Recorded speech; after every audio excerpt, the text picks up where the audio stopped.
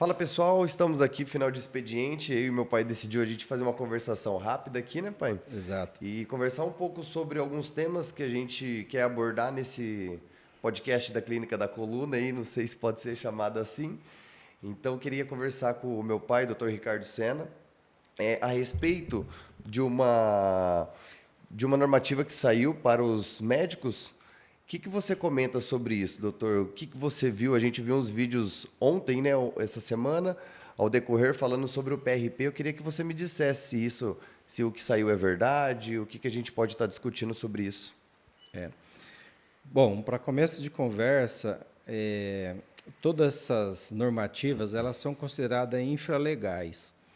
O que mais importa é a lei do ato médico, que foi um marco importante na área da saúde, porque a lei do ato médico ela delimitou as condutas dos médicos e isso também delimitou a conduta das outras profissões para que nenhuma profissão invadisse a outra. E o PRP, que é a grande polêmica que surgiu, que é a resolução do Conselho de Medicina, que é o 2464, que saiu agora neste ano, a grande polêmica é que eles estão fazendo muitos vídeos, né, muitos comentários, que apenas eles podem utilizar o plasma rico em plaquetas como recurso da medicina. A gente sabe que isso é uma falácia, isso é uma mentira. E por que que é? Porque dentro da lei do ato médico, que é a lei 12.842, não existe nenhum parágrafo que protege essa resolução. Porque para se inocular, para se injetar um PRP, é uma técnica injetável. E lá já está escrito na lei do ato médico, né, que a técnica injetável não é exclusiva dos médicos.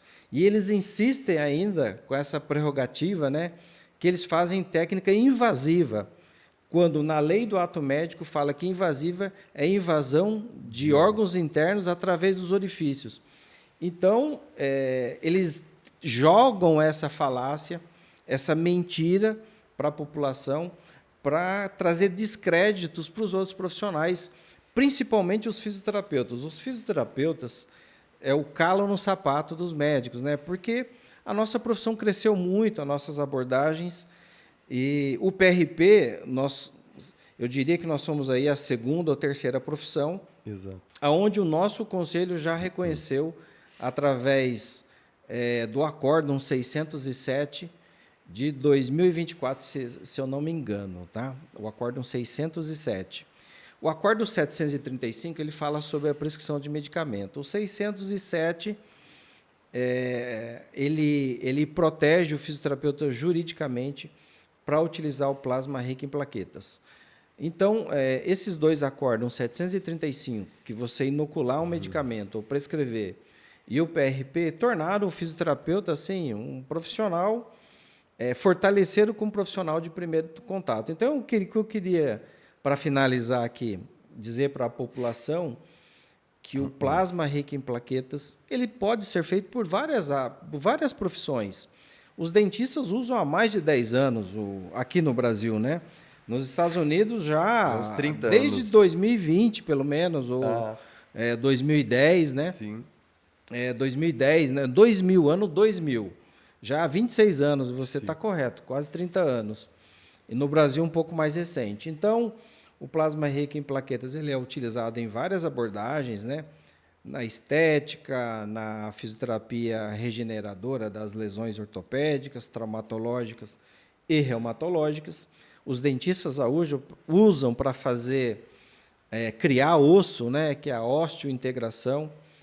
E a medicina agora, depois que percebeu a vantagem de usar o plasma rico em plaquetas, e só finalizando, André, eles também já fizeram isso com a acupuntura, já fizeram isso com o ozônio, né? Eles passaram a fazer resoluções, acórdãos, porque as outras profissões já estavam usando essas abordagens e a gente sabe que cada abordagem tem o seu momento certo de Exato. utilizar na prática clínica.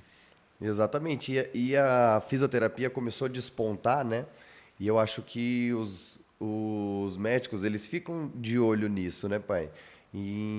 Porque essa inovação Claro que foi uma crescente das profissões em poder utilizar essa técnica. E a gente, aqui no consultório, a gente utiliza e a gente vê a evolução dos pacientes a utilizar. Então, consequentemente, eles iriam começar a utilizar também e iam querer privatizar para o lado deles.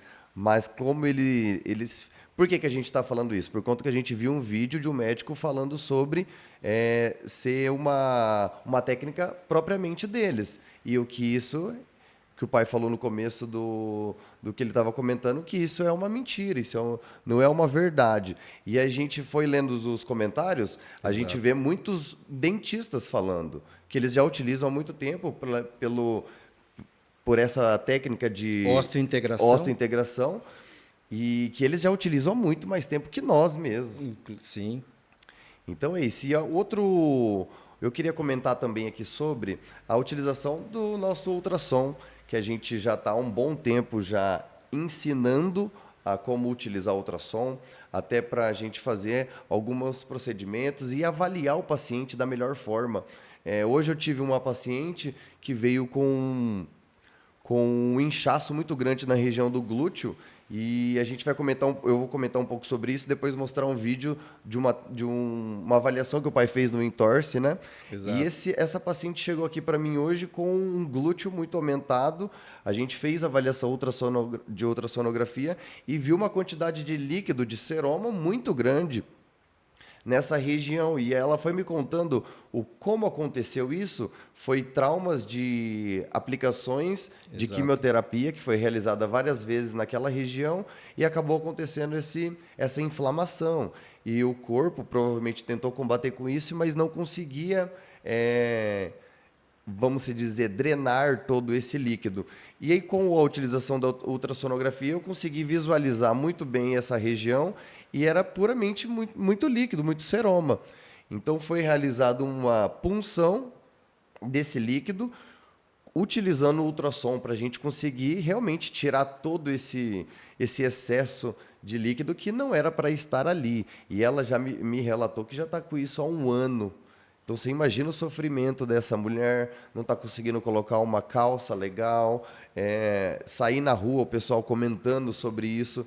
Então, hoje ela saiu daqui maravilhada e aí, acredito que a gente vai repetir esse processo, porque pode juntar mais líquidos ali. Sim. A gente não injetou nada, porque nesse local ela não tinha, vamos dizer, propriamente uma dor, porém tinha esse excesso. Então, a ultrassonografia, ela somou e está somando todos os dias para nós fisioterapeutas, é uma maravilha. O que você acha disso? Eu acho fantástico. O ultrassom, eu sou suspeito para falar, né? Porque eu vou completar em 2027 7 anos de uso da ultrassonografia, e a ultrassonografia é um grande diferencial para os fisioterapeutas. É uma ferramenta formidável. Com o ultrassom, a gente fortalece o diagnóstico, a gente examina o doente, a gente acompanha a lesão, visualizando a lesão, aquilo que a gente só imaginava. Esse dia eu fiz um vídeo mostrando o túnel do carpo em mim mesmo. Sim. E falando para as pessoas o quanto é importante o fisioterapeuta observar a lesão e fazer o diagnóstico. E o diagnóstico, o fisioterapeuta, que ele engloba essa observação utilizando o ultrassom, e o ultrassom abre portas para você fazer um procedimento. Sim. Talvez não precisa nem ser um injetável, mas só o fato de você diagnosticar a lesão e usar uma outra abordagem, um laser de alta potência, ou mesmo a ondas de choque, você pelo menos avaliou aquela lesão e viu que tem um aumento de volume, um espessamento do nervo, e isso vem com a clínica que o paciente vem apresentando. Então, o ultrassom, na minha opinião, inquestionavelmente, é a ferramenta mais importante que surgiu para o fisioterapeuta nos últimos anos. E eu fico triste quando alguns profissionais resistem a essa nova técnica. Esse avanço, né? É um avanço, como também a termografia, a podoposturologia, né? Outras, avaliação de biofotogrametria, a baropodometria, todos são ferramentas de avaliação. E com a avaliação a gente melhora a nossa conduta clínica. Então, Exatamente. só comentando, nós vamos ter um curso, né, nos dias 23 a 26 de setembro. A próxima turma é a nossa 26ª turma, né? Já passaram por aqui mais de 200, aproximadamente 250 alunos, e todos estão aí muito bem profissionalmente, deram uma alavancagem nas suas profissões. E essa nova fisioterapia é o que a gente quer para os colegas, é o que a fisioterapia merece. Sim. Já com um tempo aí de profissão, nós vamos completar, se eu não me engano, 57 anos de profissão, e a fisioterapia merece tudo de melhor, e quem ganha é a população. Exatamente. A população não fica, até eu vou usar um termo pejorativo aqui, pulando de galho em galho, né? A população já sabe que o fisioterapeuta utiliza essas abordagens utilizando o ultrassom. E aí, a gente tem que levar isso para mais fisioterapeutas, para eles conhecerem, porque além de você ser mais o olhar diferente do paciente para você, você é mais criterioso, mais né? criterioso e mais resolutivo. Eu vou dar um exemplo sobre uma tendinose de manguito rotador, um ombro que você faz testes físicos de fisioterapia que são ótimos, você já identifica uma lesão ou uma tendinose, um espessamento, e só que você não visualizou lá dentro. E aí quando você utiliza o ultrassom, você consegue visualizar exatamente essa lesão.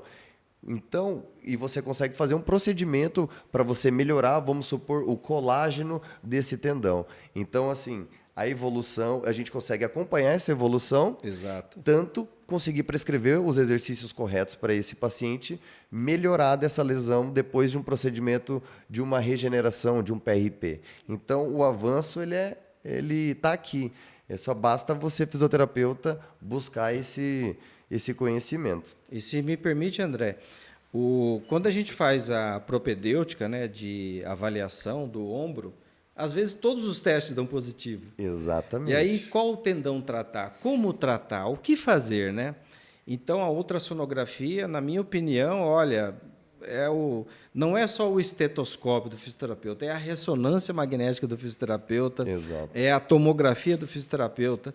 É tudo esse conjunto, porque você avalia aqui, ó, nós vamos tentar conectar uma imagem de uma paciente que eu fiz a avaliação, e com o ultrassom eu consegui diagnosticar, né, essa lesão que nós estamos mostrando aí, esse ultrassom, e nós conseguimos avaliar a lesão no ligamento talo-fibular anterior. Sim. Ou fíbulo-talar anterior, a nomenclatura aí. Em alguns livros muda, né? Muda, né? E nessa paciente a gente conseguiu identificar a lesão e já tratar prontamente. Ela já vai fazer o plasma rico em plaquetas num segundo momento. Inclusive vai ser feito por uma colega, uma aluna nossa. Oi, que maravilha. Como esse paciente não é daqui, ele veio de fora, andou aí quase que 200 quilômetros para fazer o procedimento.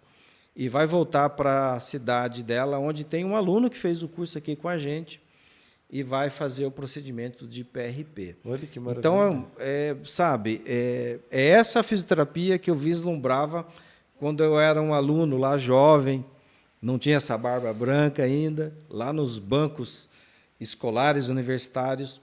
Eu sempre imaginei que a fisioterapia podia fazer mais coisas. E nós demoramos um tempo, foram 30 anos. Eu tenho 35 anos de profissão, mas nós chegamos e a gente vai deixar um legado bacana. Você mesmo já é um professor de ultrassonografia, de técnicas injetáveis. Quantos alunos nossos viraram professores? Não como você, né? Mas estamos seguindo. Mas o importante eu falei que o ultrassom não é muito fácil. Sim.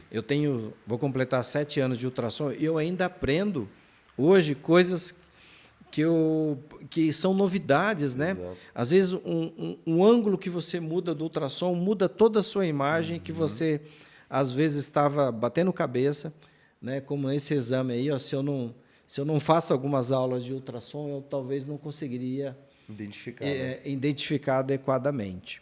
Então fica aí o recado para os novos fisioterapeutas que estão entrando no mercado aí: invista em técnica injetável, invista em regeneração tecidual, invista num bom equipamento de ultrassom. Se não dá para investir num equipamento de alto valor, começa com um simples, né? Depois é igual o carro, você vai melhorando a qualidade do carro. Então, fica aí o recado para os novos colegas. É isso. Pode ter certeza que vocês não vão se arrepender se vocês investirem nisso. Os resultados são muito mais rápidos. Você consegue dar muito mais... você tem muito mais recurso na tua mão. Você consegue realmente identificar as lesões. E como o meu pai falou, realmente o ultrassom ele não é fácil porque pode ter várias variações no tecido humano. O corpo humano ele já é difícil da gente entender. Então pode ter calcificações, pode ter rompimentos parciais em relação aos tendões, aos tecidos. Então realmente é difícil, mas vale a pena porque você consegue entregar muito mais para o seu paciente. Eu acho que era isso que a gente queria apresentar? Era isso mesmo. Eu queria deixar aqui um abraço a todos os fisioterapeutas e dizer que nós estamos aqui para absorver, para passar o que nós absorvemos, na verdade, de conhecimento da fisioterapia regenerativa. Nós temos aí vários alunos que despontam nas suas cidades, no seu estado, e a gente tem que sempre ficar de olho nessas fake news, dizendo, desacreditando os fisioterapeutas. E hoje em dia tem muita fake news nas redes sociais. É o que mais tem, né? E nós temos que ter muito cuidado e buscar a informação correta, né? Seguir bons profissionais sérios, fazer um bom curso. Exato. Tá? Nós tivemos alunos que vieram aqui fazer o curso, que fizeram um outro curso que a gente considerou que era mais fraco. Então, o investimento acabou sendo dobrado. Então, é muito importante fazer um bom curso, porque senão o prejudicado vai ser ele mesmo e vai levar risco para a população, né? Quando você faz um curso que não te traz uma acurácia muito boa, você pode até machucar o paciente. É isso que a gente não quer. Então, acho que ficamos por aqui, né? Um abraço a todos e a gente se encontra aí num próximo vídeo. É isso.